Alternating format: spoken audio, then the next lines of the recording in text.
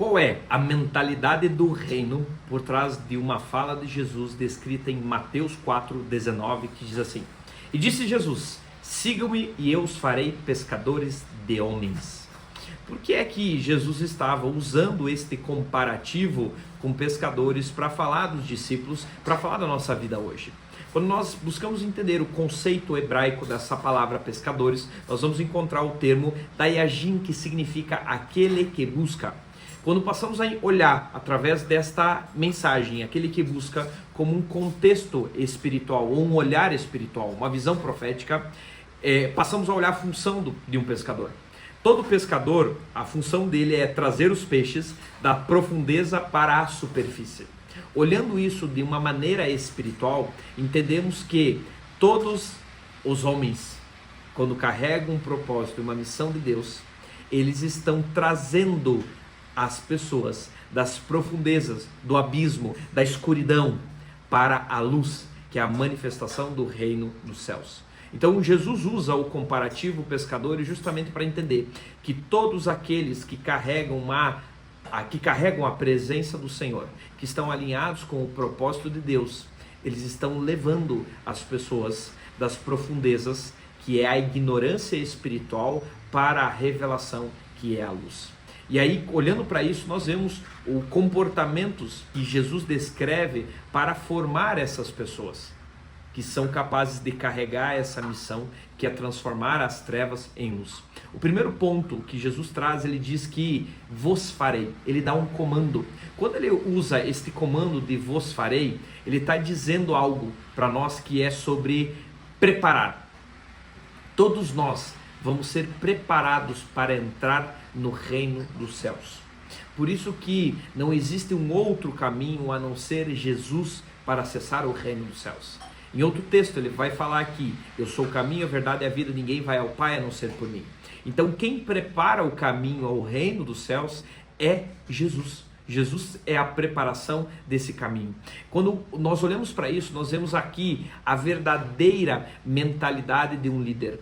Um líder, ele não busca pessoas prontas. Ele sim prepara e molda essas pessoas na direção do propósito e da missão de cada uma delas. E Jesus fala na formação dessas pessoas o terceiro passo, que é seguir. Um líder, ele sabe que para formar pessoas, ele precisa fazer com que essas pessoas primeiro sigam ele. E como é que eu faço para as pessoas seguirem? Uma pessoa, ela segue a outra pessoa quando ela enxerga nela inspiração, transformação e mudança. Quando de fato elas enxergam nessa pessoa que ela não só fala, mas ela vive aquilo que ela fala. É por isso que em muitos textos os fariseus chegavam e diziam: ele fala, Jesus expõe como alguém que tem autoridade no assunto, porque Jesus vivia o que estava ensinando. Quando um líder entende este conceito, ele passa a entender que a formação de pessoas, ela passa por algumas etapas. Primeira etapa é a etapa de inspirar a mudança. Você só passa a gerar e transformar novas pessoas quando você é capaz de inspirar a mudança na vida delas. Segunda etapa é guiar na direção do propósito. Um líder que não tem a visão clara daquilo que ele está construindo e daquilo que precisa ser construído nas outras pessoas, ele jamais vai conseguir direcionar e guiar as pessoas na direção do propósito. E terceira etapa é proteger o caminho novo através da delegação com supervisão. Quando você delega uma função para alguém, o papel de um líder é proteger o caminho dessa pessoa. Muitas pessoas caem e erram justamente no desenvolvimento de pessoas aqui, porque elas até organizam, delegam, mas elas esquecem de proteger ou de supervisionar o caminho dessas pessoas. Existe um tempo de amadurecimento para cada ser humano. E esse tempo de amadurecimento está atrelado a dois fatores. Primeiro, a intensidade da liderança no treinamento. E segundo, o desejo e as habilidades internas que a pessoa tem para caminhar em direção a esse propósito. O quarto ponto, Jesus fala para nós que ele estava formando pescadores de homens. Ele nos está dizendo algo que todos nós como líderes temos uma missão: atrair, discipular e transformar vidas. Quando um líder, quando um gestor entende este conceito aqui, ele passa a perceber que tudo aquilo que ele fala, tudo aquilo que ele faz, todas as direções que ele traz não são mais temporais, agora são direções atemporal, que são direções da eternidade.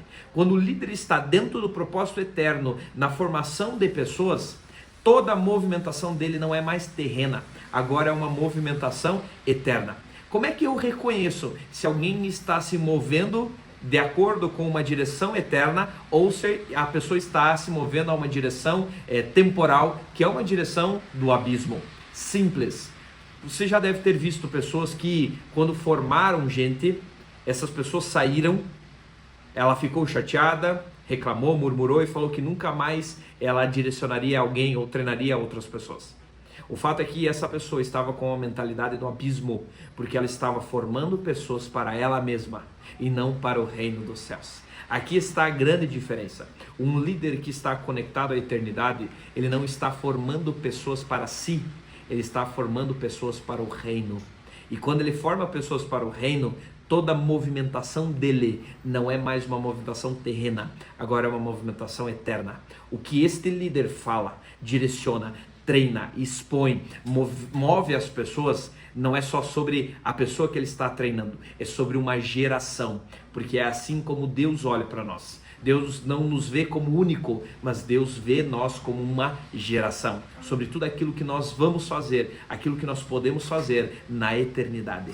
O líder que tem esta consciência muda toda a forma de treino, de ensino e de discipular as pessoas. Esta era a mentalidade do reino, esta era a mentalidade de Jesus. Jesus não olhava as pessoas como únicas, como momento. Jesus olhava as pessoas sobre a capacidade dela de transmitir a mensagem do reino para a eternidade.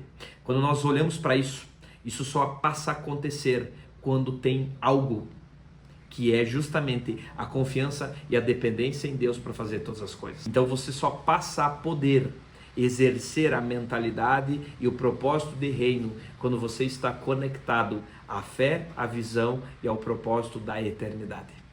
Essa é a mentalidade que Jesus está trazendo para nós no texto de Mateus 4:19. Ser um pescador de homens na mentalidade do reino é resgatar e trazer à superfície aquilo que estava oculto. Quando Deus nos chama como pescador, Ele nos chama para viver um propósito escondido e desatar sobre a vida das outras pessoas o propósito escondido. É trazer à luz todos os talentos, as habilidades e o propósito que existe dentro de cada uma dessas pessoas. Fazer isso é necessário que nós sejamos um modelo vivo na vida das pessoas. As pessoas olhar para nós como líderes e não enxergarmos somente palavras bonitas, mas sim uma vida de transformação. Porque o primeiro ponto, a primeira transformação, ela começa dentro de nós. O líder que não decidiu se transformar constantemente, jamais poderá ser alguém que vai influenciar mudança e transformação nas outras pessoas. Por isso que, quando entende este conceito, as pessoas, os líderes, param de querer ser dono e controlar e manipular as pessoas, e sim passam a transformar, ativar e emancipar as pessoas para que elas venham a viver o propósito e o destino pelo qual elas foram chamadas aqui na Terra. Isso é a liderança de verdade, e essa liderança é o que constrói lealdade das pessoas. Que você seja um líder que pense e se mova pela eternidade e não pela tua vontade, os teus desejos, porque isso é uma voz e uma frequência do abismo. Quando você se move dentro das suas vontades, isso é egoísmo. O abismo usa isso para se mover e manifestar aprisionamentos das pessoas. Quer ser um líder de verdade, segundo a mentalidade de reino? Seja um líder que emancipa, desenvolve e envia pessoas em direção ao propósito delas.